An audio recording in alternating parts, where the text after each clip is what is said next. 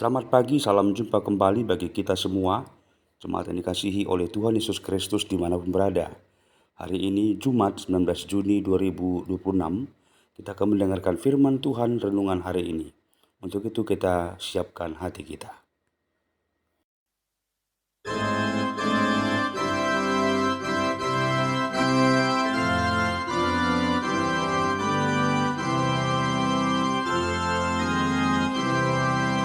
Ku hiau Tuhan marhite hatami. Ku hiau Tuhan marhite hatami. Sungun hudan naru berdoa Tuhan di sumurni. Ku hiau Tuhan marhite hatami. Kita berdoa, kasih karunia dan damai sejahtera dari Allah Bapa dan dari anaknya Yesus Kristus menyertai kamu sekalian. Amin. Firman Tuhan bagi kita hari ini tertulis dalam 2 Korintus pasal 5 ayat 7. Sebab hidup kami ini adalah hidup karena percaya, bukan karena melihat. Ai di bagasan haporsior dohami, dada dope di bagasan namarnida. Demikian firman Tuhan. Hidup karena percaya. Itulah yang menjadi topik renungan kita pada hari ini. Jemaat yang dikasihi oleh Tuhan Yesus Kristus. Rasul Paulus berkata dalam nas kita hari ini, sebab hidup kami ini adalah hidup karena percaya, bukan karena melihat. Ini merupakan sebuah pernyataan yang berangkat dari sebuah pengalaman iman yang nyata dari Rasul Paulus. Pada saat itu, Paulus menghadapi banyak sekali penderitaan, bahkan penolakan dan ketidakpastian dalam misi pelayanannya. Namun ia tidak menjadikan semua keadaan yang ia alami itu tampak di depan matanya itu sebagai dasar hidupnya. Ia melihat dan ia memilih untuk percaya hanya kepada Allah yang setia senantiasa memimpin langkah-langkah hidupnya. Bagi Paulus, iman bukan sekedar mengakui akan keberadaan Allah, melainkan lebih daripada itu. Iman adalah penyerahan hidup sepenuhnya kepada Allah, sekalipun jalan yang akan ditempuh belum terlihat jelas. Hidup karena melihat adalah hidup yang bergantung pada situasi atau keadaan yang dihadapi.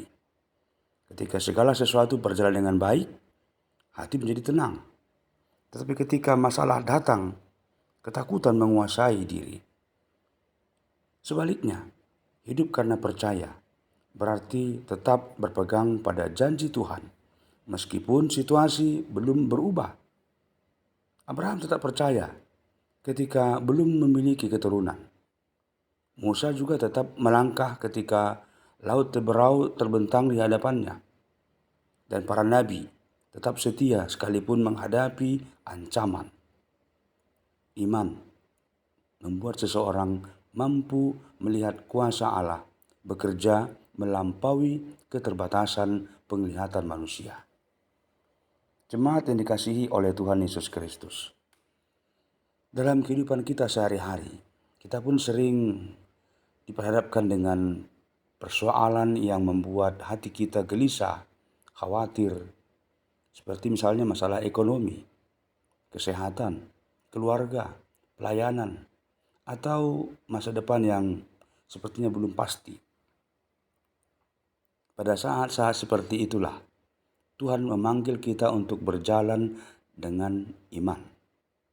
Percaya berarti meyakini bahwa Tuhan tetap bekerja, sekalipun kita belum melihat hasil yang akan kita peroleh. Kita mungkin belum melihat jalan keluar, tetapi Tuhan sudah mengetahui jalan mana yang akan kita tempuh. Kita mungkin belum memahami maksud dari pergumulan yang kita alami, tetapi Tuhan sedang menuntun segala sesuatu menuju kepada kebaikan bagi mereka yang mengasihinya.